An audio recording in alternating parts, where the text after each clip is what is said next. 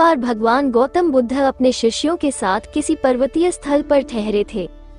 शाम के समय वो अपने एक शिष्य के साथ भ्रमण के लिए निकले। दोनों प्रकृति के मोहक दृश्य का आनंद ले रहे थे। विशाल और मजबूत चट्टान को देख शिष्य के भीतर उत्सुकता जगी।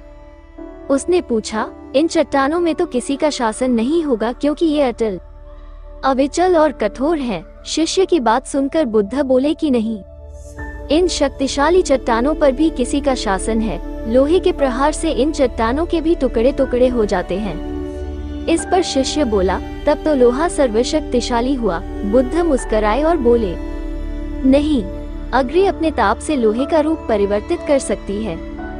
उन्हें धैर्यपूर्वक सुन रहा शिष्य बोला, इसका मतलब अग्नि सबसे शक्तिवान है। बुद्ध ने फिर उसी भाव से उत्तर दिया, नहीं, जल अग्नि की उष्णता को शीतलता में परिवर्तित कर देता है तथा अग्नि को शांत कर देता है।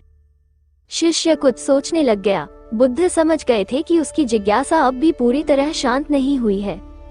शिष्य ने फिर सवाल किया, आखिर जल पर किसका शासन है? भगवान बुद्ध ने उत्तर दिया, वायु का। वायु का वेग जल की दिशा को बदल देता है।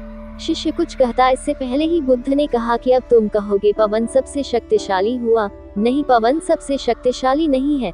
सबसे शक्तिशाली है मनुष्य की संकल्प शक्ति, क्योंकि इसी से पृथ्वी, जल, वायु, अग्नि इत्यादि को नियंत्रित किया जा सकता है। जीवन में कोई भी महत्वपूर्ण कार्य संकल्प शक्ति के बगैर असंभव है, इसलिए अपने भीतर संकल्प शक्ति का विकास करो।